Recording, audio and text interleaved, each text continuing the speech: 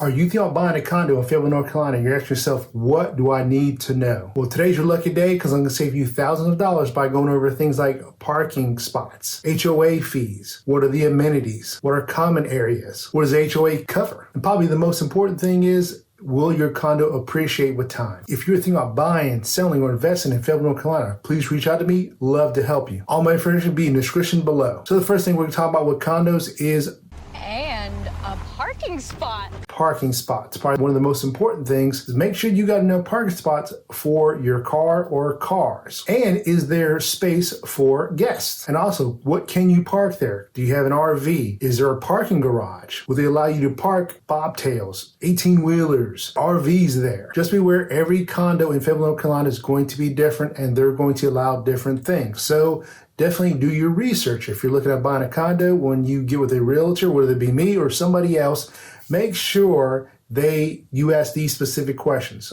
These are very important because last thing you do is buy a condo. Next thing you know, you can't park your motorcycle there. You can't park your RV there, or you're in a parking garage and it's too low for your car. Donnie, Florida.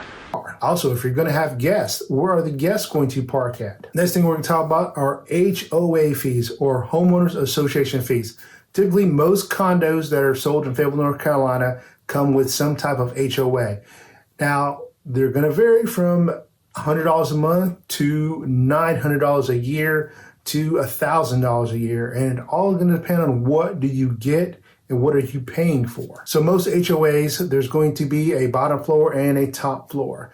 So most HOAs are going to cover the roof of that condo, because the people on the bottom floor obviously don't have to worry about a roof because they don't have a roof because there's someone above them. But some HOA fees will cover the roof of that entire building. But you have to make sure, get with your realtor, make sure what they do and don't cover. Or is there an extra fee to cover things like the roof? I know some condos have like a separate deposit for things like fire. If a fire happens in one condo and it catches the whole building on fire, it covers something like that. So, check around to see what that HOA covers for that condo. And then you got things like the common area of the condo, which could be the pool, if there is one there, clubhouse, tennis court. If you live in a gated community, are you paying for a security guard? Are you paying for that gated community? Stairways, elevator, and things like this are common areas that are used by everybody, to include the parking lot also, and landscaping. Typically, most HOAs are going to cover things like the maintenance of the lawn and the pool and the clubhouse, but how much you are paying compared to how much you are using these things could make a big difference. I would recommend against buying a condo if it's in a golf course community and you don't golf.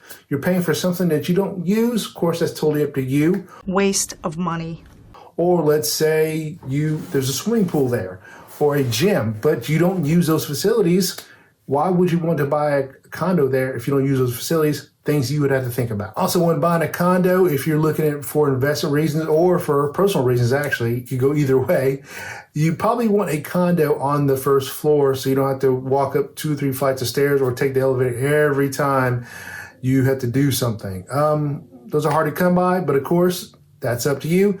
But some people may like the third floor because they want the balcony view. They want to see high above and get away from everything and be high above. So it's more of a preference. Make sure you get something you're going to like because you're the one living there. The next question I get asked a lot is, can I rent out my condo? A lot of people are moving here because of Fort Liberty, Fort Bragg. And then once their time is up here, they move, but they want to keep this place to rent out as investment reasons. Or you could be an investor just looking at a condo. Make sure before you purchase this condo, you make sure you can rent it out as an Airbnb, short-term rental, or a long-term rental. Rental property is one of the best ways to build equity. Because obviously, if that's your goal in the future or possible goal in the future, you want to make sure you can do this. Now, I will say most of the condos here that in Fayetteville do allow you to rent it out as a long-term or short-term rental. Airbnbs, they're going to vary, of course. So definitely, again, just check with that. Have your realtor check these things to make sure they are available. Now, we'll let you know Airbnbs are allowed here in Fayetteville, but there are some rules you have to follow. Nothing strenuous. But if you want to check out that video, it's right up there in the corner. So check that out where I talk about Airbnbs and long-term rentals. So next thing we're going to talk about are going to be the costs. Now, they're going to vary, of course. Obviously, we've got some condos that range from about $60,000 to $70,000, all the way up to about $400,000 to $500,000 in the downtown area. So depending on where you want to live, and it all depends on, again, as you probably heard before, location, location, location. So a one-bedroom condo, one-bath condo could roughly be around $70,000 to $75,000, and they're usually between 800 to 900 square feet. And the price could also be adjusted maybe for the fact that it's on a bottom floor, as I said earlier, compared to a top floor. And for a two-bedroom, two-bath condo, typically going to run about $120,000 to about $150,000, $160,000, again, depending on the area and the location. And if you're looking at a three-bedroom, two-bath condo, they usually run about $170,000 to about $200,000 roughly. And you're usually looking around just at about 1,300 to 1,500 square feet. And if you're looking at appreciation value for condos, take a look at this graph by Redfin. And it shows what we're looking at Redfin right now. All right, so looking at Redfin and looking at the housing market, we're looking at condos. And we see medium sale price for condos around 145. And condos shot up, and you look at a 5-year graph, as you could tell, when COVID hit around February time frame, March here is, and then it kind of shot up and then back down again.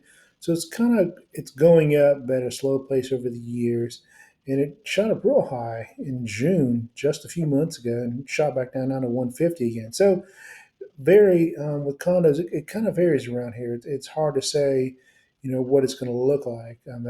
We're talking 2 months, and from June to July of 2030, or, right into August, depending on the time you've seen this video, it makes a big difference. And as you can see, days on market is around 6 days for the condos around here.